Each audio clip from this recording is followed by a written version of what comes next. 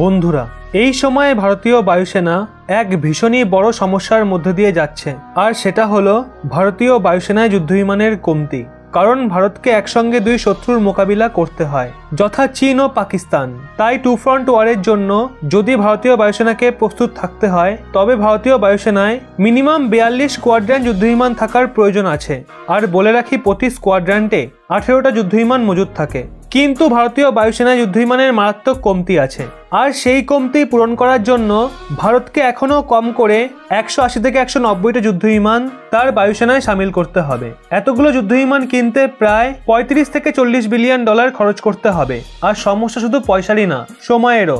যদি এই ডিল কোনো দেশকে দেওয়া হয়, ধরুন যদি আমেরিকাকেই দেওয়া হয়, কারণ আমেরিকা সব থেকে ফাস্ট ডেলিভারির জন্য সুপরিচিত, তাও আমেরিকাকে সেই ডিল পূরণ করতে মোটামুটি 5 থেকে 6 বছর লেগে যাবে।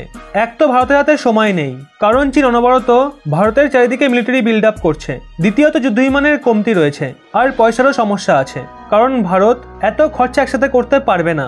আর যদি ভারত এত চাহিদা কোনো দেশের থেকে যুদ্ধবিমান কিনে পূরণ করে ফেলে, তবে আগামী 20 থেকে 25 বছরে ভারতীয় বায়ুসেনায় আর কোনো যুদ্ধবিমানের প্রয়োজন হবে না।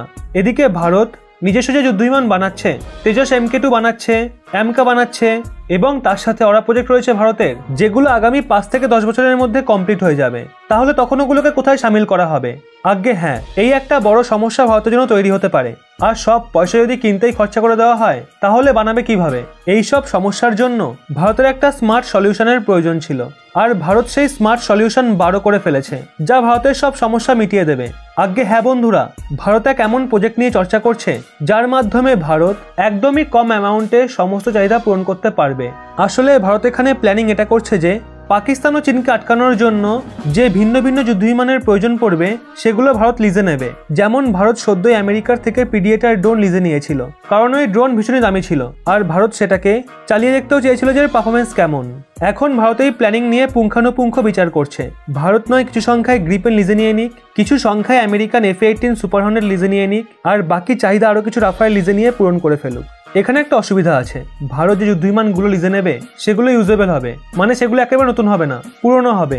কিন্তু তাও সেগুলো চীন ও পাকিস্তানের যে JF-17 আছে, J-11 আছে, J-16 আছে, সেগুলোর থেকে অনেক উন্নত হবে। কারণ চীনের যুদ্ধবিমানে বিশেষ কিছুই নেই, সেগুলো কপি করে বানানো হয়েছে। তাই ভারত ওগুলোকে সহজেই কাউন্টার করতে পারবে। লিজ নিলে ভারতের অনেক কম অ্যামাউন্ট লাগবে। তাছাড়া যদি ভারত সেগুলো 10 বছরের জন্য লিজ নেয়, তবে 10 বছর পর ভারত সেগুলো ফিরিয়ে দেবে, আর 10 বছরের মধ্যে ভারতের নিজস্ব ফাইটার জেটগুলোও তৈরি হয়ে যাবে। আর AMCA ভারতের 5ম প্রজন্মের যুদ্ধবিমান হবে, সেগুলোও ভারতীয় বায়ুসেনায় সামিল হবে। আর উল্টো দিকে ভারত তার বেঁচে যাওয়া পয়সা দিয়ে বড় বড় ফ্যাক্টরি বানাতে পারবে, দ্রুত নিজস্ব যুদ্ধবিমান প্রস্তুত করতে পারবে। এটাকে সব থেকে স্মার্ট সলিউশন বলে মনে করা হচ্ছে। তবে এখন এটা নিয়ে ডিফেন্স মিনিস্ট্রি চর্চা করছে। তবে এক্ষেত্রে আপনার কি মনে হয়, ভারতকে কি যুদ্ধবিমান লিজে নেওয়া উচিত, নাকি ডিরেক্ট কিনে নেওয়া উচিত? অবশ্যই যুক্তি সহকারে আপনার মতামত নিচে কমেন্টে জানান। এবং এরকমই ব্যাক টু ব্যাক আপডেট পেতে রহস্য বাংলা এই চ্যানেলটি সাবস্ক্রাইব করে পাশের বেল আইকনটি অল করে রাখুন।